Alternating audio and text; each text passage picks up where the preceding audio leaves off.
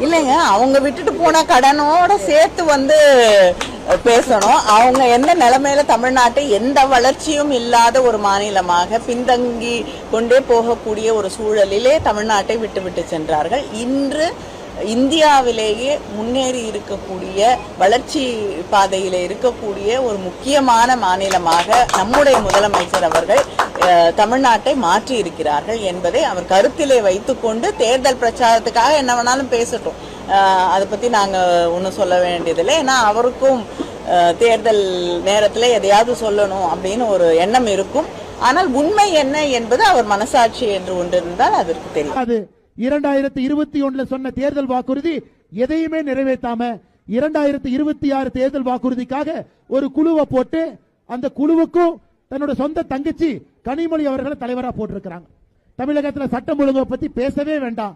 நம்முடைய மாநில தலைவர் அவர்கள் பத்திரிகையாளர் சந்திப்புல போற இடத்துல எல்லாம் பேசிக் கொண்டிருக்கின்றார்கள். எவ்வளவு மோசமா இருக்கு. இன்னைக்கு பாருங்க, காங்கிரஸ் கட்சியும் திமுகவும் காலையிலிருந்து சமூக வலைதளத்தில் சண்டை போடுறாங்க.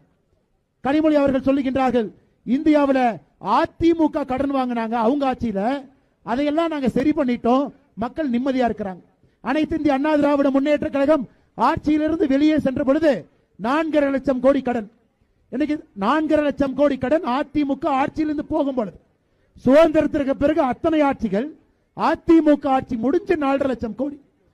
வெறும் 4 ஆண்டுகள்ல 4.5 லட்சம் கோடி கடனாக இருந்த தமிழகம் இன்னைக்கு 9.25 லட்சம் கோடி கடன். 4 ஆண்டுகள்ல 5 லட்சம் கோடி கடன் வாங்கி இருக்கிறீங்க. 5 லட்சம் கோடி திராவிட முன்னேற்ற கழகத்தினுடைய அரசு.